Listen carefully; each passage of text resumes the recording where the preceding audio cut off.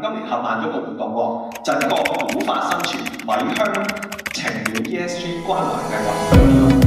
文啦、搬啦、寫啦，或者學校人士嘅參與啦。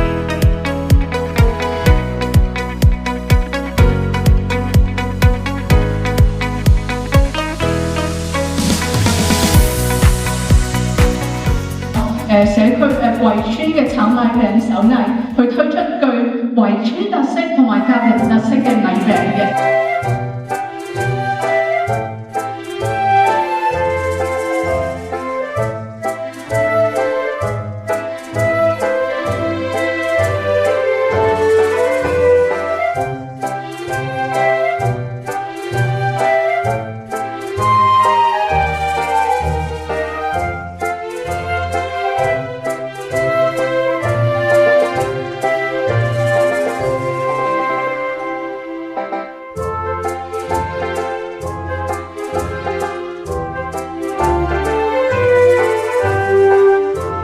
好多學習嘅機會，咁所以咧包括咗文化、歷史傳承。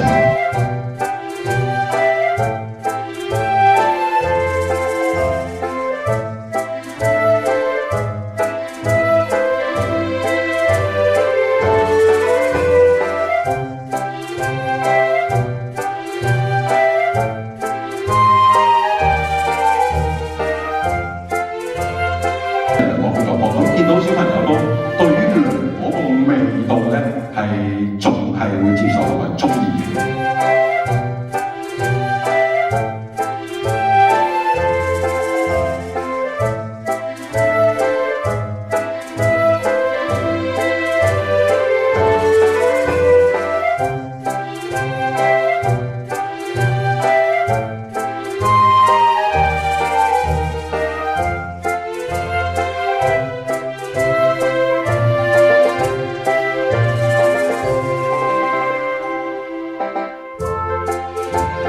就住社會最重要、最緊迫嘅問題，然後用一個創新嘅解決方案，最後尾係帶嚟一個重大嘅社會改變。